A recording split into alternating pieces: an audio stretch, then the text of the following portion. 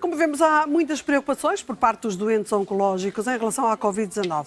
Connosco aqui em estúdio temos Vânia Gomes, enfermeira-chefe no IPO de Lisboa. É responsável pela unidade de atendimento não programado e pertence ao gabinete de crise que foi instalado no IPO para fazer face a esta pandemia.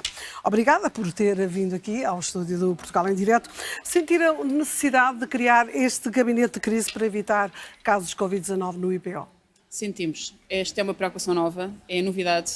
Nós somos um centro de referência para tratamento de doentes oncológicos e existem particularidades e especificidades que tinham de ser tratadas. Face àquilo que nós víamos nas outras instituições, era necessário redefinir circuitos, era necessário pensar toda a nossa forma e garantir maior segurança para todos aqueles que lá vão, que recorrem a nós, assim como para os profissionais. E foram detectados casos, entretanto, nessas... Já tivemos algumas situações identificadas, que entretanto encaminhámos ou para instituições ou tentámos referenciar também nesse sentido, e tentamos manter, tal como foi definido já, que o Instituto seja Covid-free, portanto não ter casos e manter o tratamento aos doentes oncológicos. Estão a fazer testes a todos os doentes oncológicos que iniciam tratamento? Estamos a fazer testes a todos os doentes que iniciam novos tratamentos de quimioterapia, novos tratamentos de imunoterapia, também a tratamentos de radioterapia, doentes que vão fazer cirurgias e também alguns outros exames é necessário, assim como também para internamentos mais eletivos.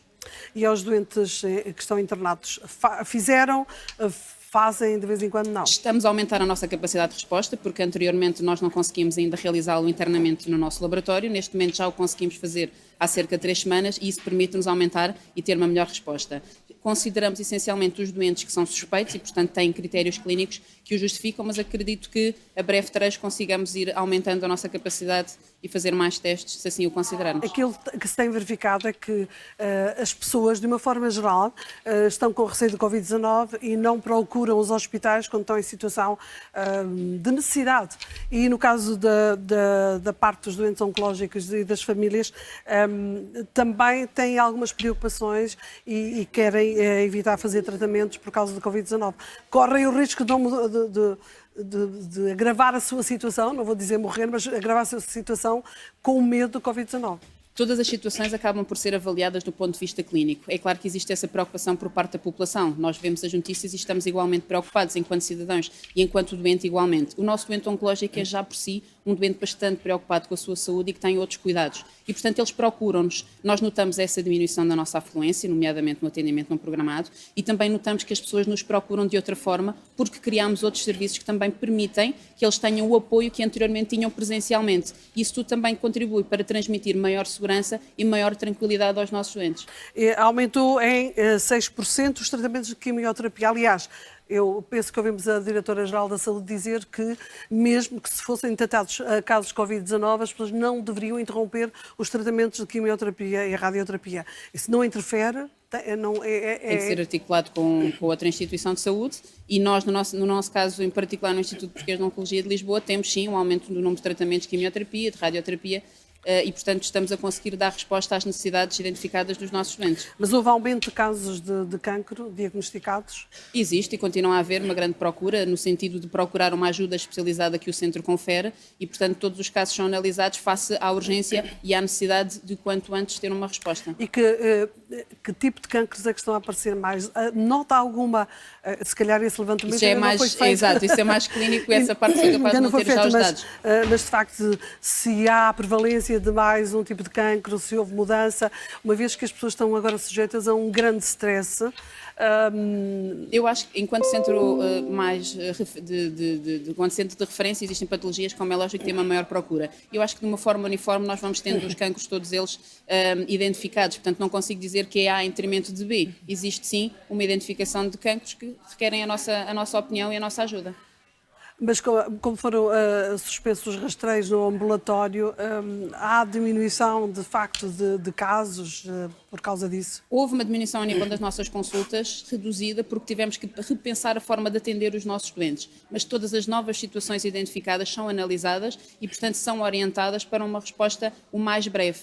Portanto, sim, existe uma diminuição, mas não deixam de ser tratados connosco este e aceitos. Este espaço de, digamos que são 2 meses, poderá agravar a situação de um doente oncológico, digamos, que ainda não foi, por exemplo, diagnosticado. Pode não agravar, ou a situação de stress, se calhar, vai agravar uma situação que se está a anunciar. Percebo aquilo que questiona. Acima de tudo, é importante considerar que, enquanto centro de referência, nós estamos preocupados com todas as situações prioritárias e, como tal, essas não podem ser descuradas e é a preocupação dos nossos médicos, dos nossos clínicos, das nossas equipas de enfermagem. Esses doentes são acompanhados, se não presencialmente, telefonicamente. Portanto, isso acaba por não acontecer. Todas as situações novas serão encaminhadas para uma resposta mais breve ou referenciadas, no caso de não ser para nós, não é? Entenda-se. E o IPO tem, neste momento, profissionais suficientes para rastrear casos de cancro? Temos uma equipa suficiente e perfeitamente treinada, capaz neste momento de dar resposta às necessidades que têm surgido.